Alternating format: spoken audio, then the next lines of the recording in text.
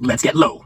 With these new 3.0 by 17 tires, both front and rear, I figured I'd better gear the thing a little bit lower. To get this rear wheel off, we'll remove the bolt and nut, 14 millimeters on the bolt side, 19 millimeters over here on the nut side. To get detailed instructions on how to remove this wheel, just go ahead and follow the link. I'm going with a replacement 41 tooth sprocket versus the original 39 tooth sprocket. The front sprocket, I'm going to go with a 13 tooth. Now you may question, why don't I just drop the 13 to a 12 and keep the original rear sprocket? You have a tendency to have some errors as far as the ABS or brake control system. With a 41 tooth, it's a slightly less low of a gear than a 12 tooth front and the original sprockets. It actually should match pretty nicely the difference in tire size as well, since I'm going to a 3.0 by 17 instead of the original size tires. Therefore, I should have the same top speed and the same torque.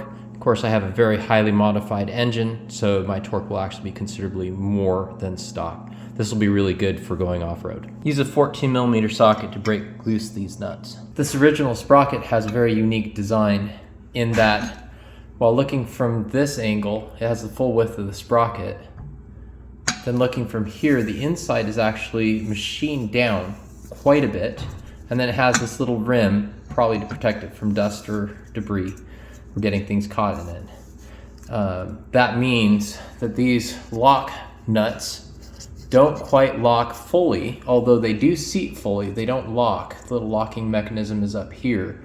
And so I'm going to add a little bit of blue Loctite to do the exact same thing that these things do without having to sink those in. You can see they get pretty flush with the end of the stud, so there shouldn't be any clearance issues. I'm torquing these down to 24 foot-pounds. There it is, now throw it back on the bike. So how'd the new gearing work out? Horrible.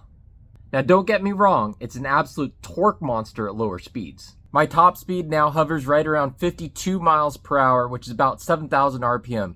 Basically, the engine can't breathe faster than 7,000 RPM. And so the torque curve just drops off, the horsepower goes to nothing.